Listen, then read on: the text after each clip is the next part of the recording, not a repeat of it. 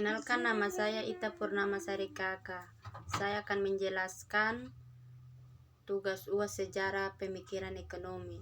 Yang pertama, setelah mempelajari konsep pemikiran teori ekonomi, berbagai mazhab atau aliran mahasiswa mampu berbedakan bentuk pemikiran ekonomi antara mazhab disertai latar belakang pemikirannya secara mampu berargumentasi dan memberikan pandangan secara kritis dan akademis berdasarkan atau dilengkapi literatur atau referensi lain tentang pemikiran ekonomi berbagai mazhab dan mengkritis relevansinya dengan perkembangan ekonomi saat ini. Yang kedua, kelemahan dan kelebihan aliran monetaris. Kelemahan. Menurut pandangan Keynesian, kebijakan moneter mungkin sangat tidak efektif.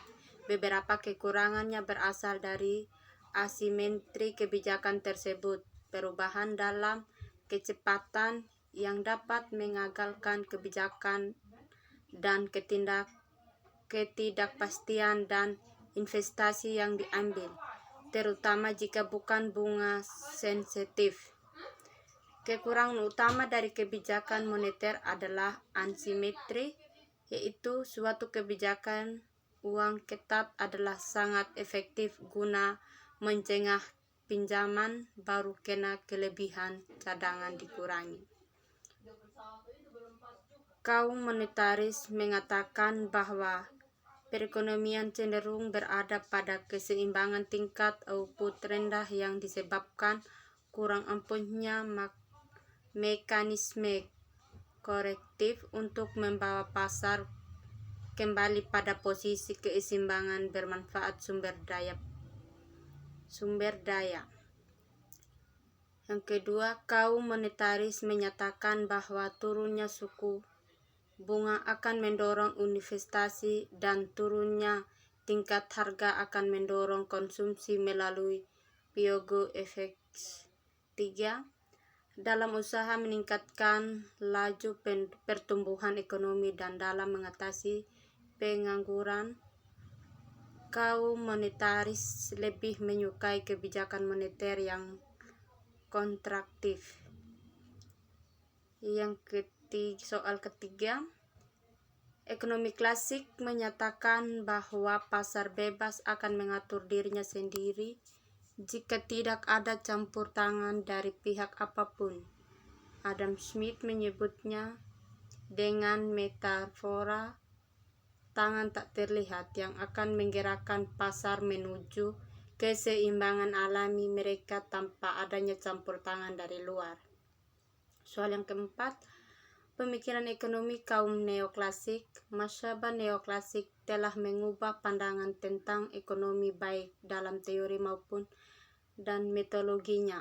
Teori nilai tidak lagi didasarkan pada nilai tenaga kerja atau biaya produksi, tetapi telah beralih pada kekuasaan marginal utility.